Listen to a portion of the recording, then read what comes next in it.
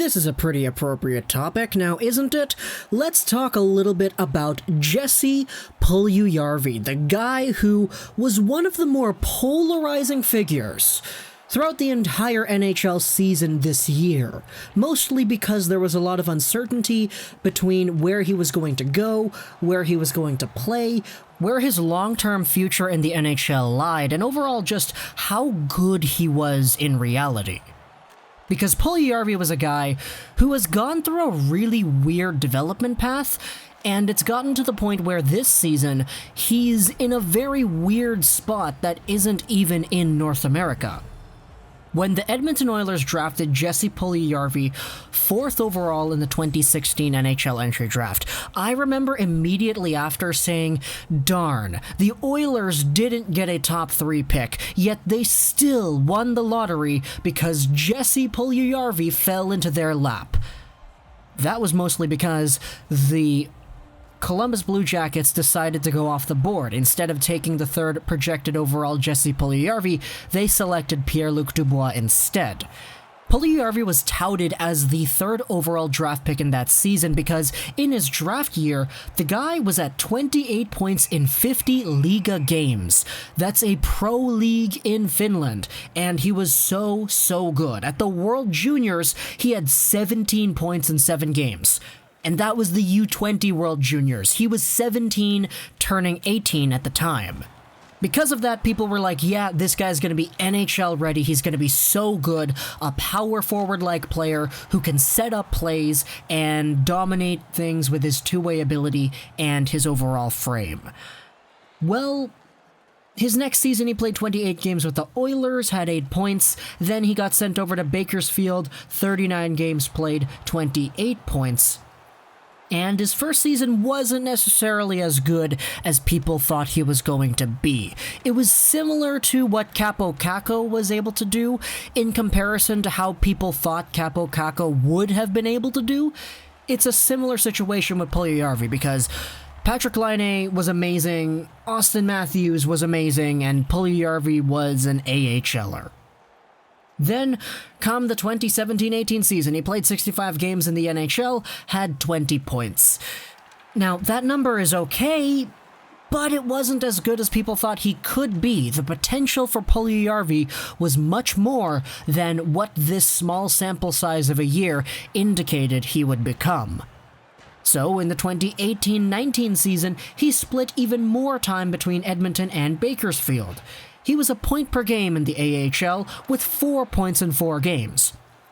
But in the NHL, Puljujarvi dropped off to 9 points in 46 games played, and his ice time, his deployment, his role on the team, it wasn't really given to him. The Oilers had other guys that they tended to give that playing time to more. Guys like Cassian, guys like Chason that year.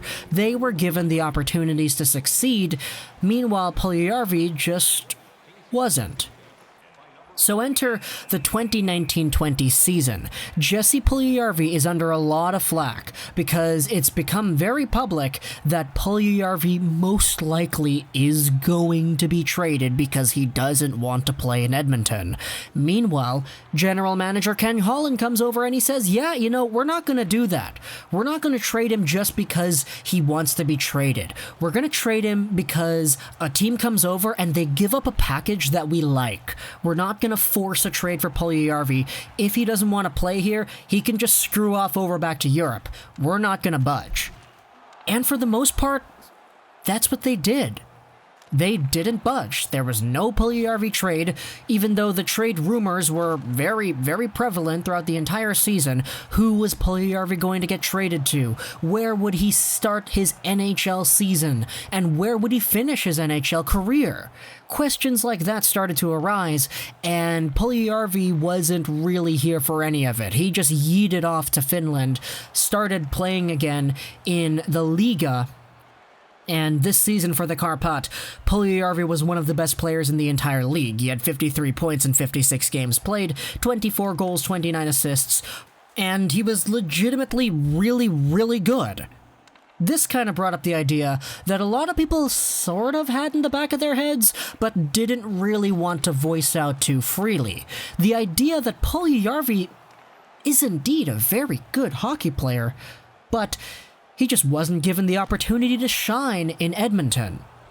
Now this brings up an entire new can of worms, the philosophical debate on if a player who does exhibit the kind of talent that Puljujarvi has should just be given the opportunity to explore and exploit that for his team, rather than having him put in the work to be put in a position to get that deployment. Do you give him the time with McDavid because he is naturally talented, or do you give him the time with McDavid because he has worked hard enough to justify giving him that time with McDavid? One of these two philosophies is the one that was applied throughout Puljujarvi's career in Edmonton, and it's very obvious to see which one it was. So, when Puljujarvi was playing in Finland, he was given the opportunities because there wasn't really anybody else who was that good as him. As a result, he was a point-per-game player and one of the top scorers in the league. Now, the question is, where do we go from here? What happens with Jesse Puljujarvi in the NHL? Well, there's already documented quotes saying that Puljujarvi would not want to play for Edmonton nor Bakersfield anymore.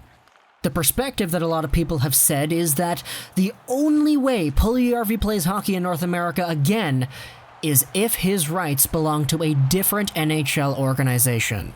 So, to me, this is just a prolonging of the inevitable, because to me, a trade is going to happen. You can't take a look at Puljujarvi as a player and say that this guy is going to be a career Europe Liga player.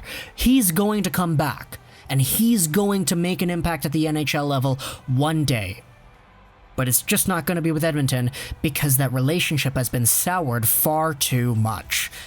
Now, to me, this is just Ken Holland's opportunity to lose here, because if he's going to trade the rights of a Jesse Puljujarvi, he is not going to get a package for a player that is 4th overall caliber.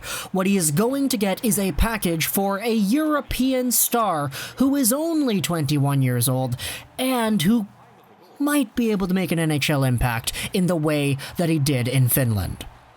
To me, that package isn't a lot. That package is probably like a 2nd round pick, or maybe a B-tier prospect. It's not a lot, and if Ken Holland is looking to get the value as you would for a 4th overall caliber player, then sorry man, you're just going to be disappointed.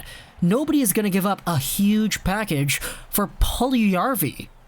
At the most, this guy is a maybe. And he's a maybe because the majority of his NHL development has been used in very unconventional circumstances and in very inconsistent ways that definitely, I would say that Puljujarvi's development has taken a hit from his time in Edmonton. I don't want to say that he should have been rewarded Puljujarvi, McDavid, Draisaitl, Yamamoto time just because he is talented, but I will say that he hasn't been given the right shot.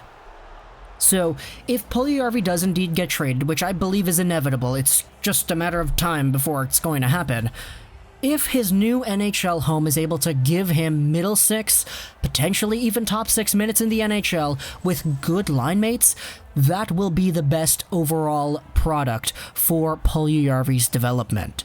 Do I see him as a point-per-game player like he was in the Liga in the NHL? Absolutely not.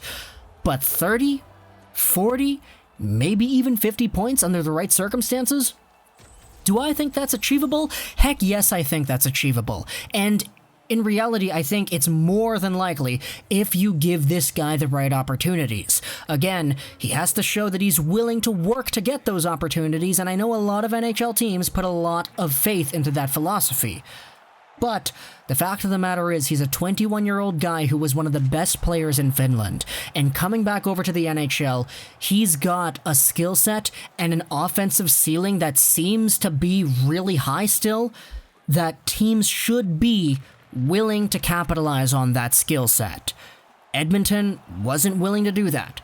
So the NHL team that acquires Puljujarvi and has him next year, please do us all a favor and let us see the best of this player in this league. I hope you enjoyed this video talking about what's next for Jesse Puljujarvi. And comment down below everything you think about this player, what should happen, the trade scenario, the value coming back, and bye.